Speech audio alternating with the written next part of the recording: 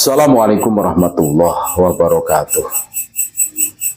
Pemirsa setia channel Pejodohnya Akhirat dimanapun Anda berada, alhamdulillah pada kesempatan yang berbahagia ini bisa menyapa kembali saudara-saudaraku semua sebangsa setanah air. Kalau kita cermati ya, kita objektif, banyak sekali kiai-kiai Nusantara yang layak kita jadikan panutan, yang layak kita tafauli perilakunya, akhlaknya, alimnya, ilmunya luar biasa. Akan tetapi ketika kita dihadapkan pada kabut ya, kita tentu akan kesulitan menemukan sosok yang layak untuk kita ikuti, kita jadikan uswah. Tidak ada, nyaris tidak ada. Bahkan kita mencari seorang Habib yang hafal Quran saja sangat kesulitan, saudara-saudara. Sangat kesulitan. Ini fakta. Jadi contoh Mbah Yai Manap Petuk Kediri ya. Jadi Mbah Yai Manap Petuk Kediri ini ya,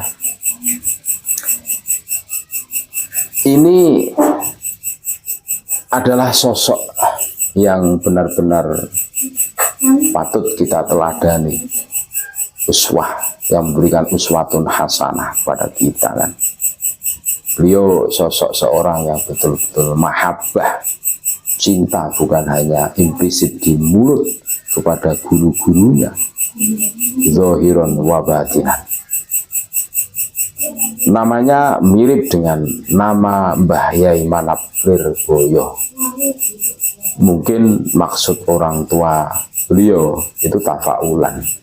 Ketika namanya itu hampir sama dengan Mbah Manap Lirboyo, mungkin tafaulan dengan Mbah Manap Lirboyo, agar anaknya dijadikan orang yang alim dan soleh seperti Mbah Yai Manap Lirboyo. Luar biasa. Ibadah haji namanya dirubah menjadi Haji Abdul Karim. Ini maksudnya mungkin juga ingin meniru Mbah Yai Manap Lirboyo.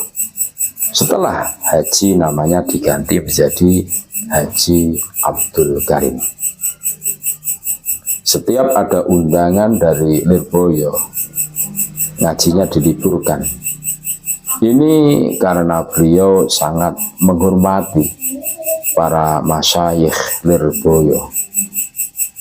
Dulunya beliau tidak pernah memakai kopiah putih, meskipun setelah naik haji karena merasa tidak pantas. Ini loh, kiai-kiai pribumi itu seperti Mbah Manap Petuk ini tidak pernah memakai kopiah putih. Karena apa? Kopiah putih itu identik dengan orang yang sudah berhaji, identik dengan para kiai, alim, alama, kan begitu kan. Beliau tawaduknya itu sampai sebegitunya. Sangat jauh beda dengan para kabit Dobolowi itu kan.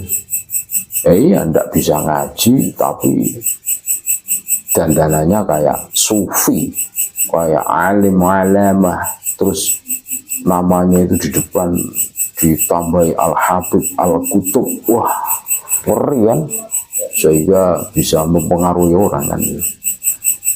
Ini sebuah pelajaran untuk kita yang bisa kita ambil kesimpulan, saudara-saudara kawan gitu. Kemudian suatu saat didhawuhi Mbah Yai Manaf ini, Mbah Yai Idris, untuk memakai kopiah putih. Semenjak itu beliau memakai kopiah putih karena sam'an wa ta'atan pada guru. Nah, memakai kopiahnya putih itu ketika didhawuhi oleh Mbah Yai Idris, baru Mbah Manap Petuk ini memakai kopiah putih. Dalam segala hal beliau nderek Lirboyo, baik akidatan, syar'iyatan, torikotan wariyadatan maupun siasatan. Derek Lirboyo, torikohnya taklim wa ta'alum. Nah, kita harus tahu, jangan kaku menganggap torikoh itu cuma bil aurat saja. Torikoh itu ada 3. Torikoh taklim wa ta'alum, ngaji dan mengajar ngaji. Taklim bil torikoh bil khidmah, khidmah kepada kiai, khidmah kepada NU. Wah, itu torikoh juga. Dan torikoh bil aurat, mengertinya torikoh itu cuma bil aurat saja. Ya, Mbah Manap Petuk ini torikohnya taklim wa ta'alum, sama dengan Lirboyo, ngaji dan mengajar ngaji. Nah, waktunya dihabiskan di atas dampar. Dampar itu bangku. Untuk apa? Ngaji.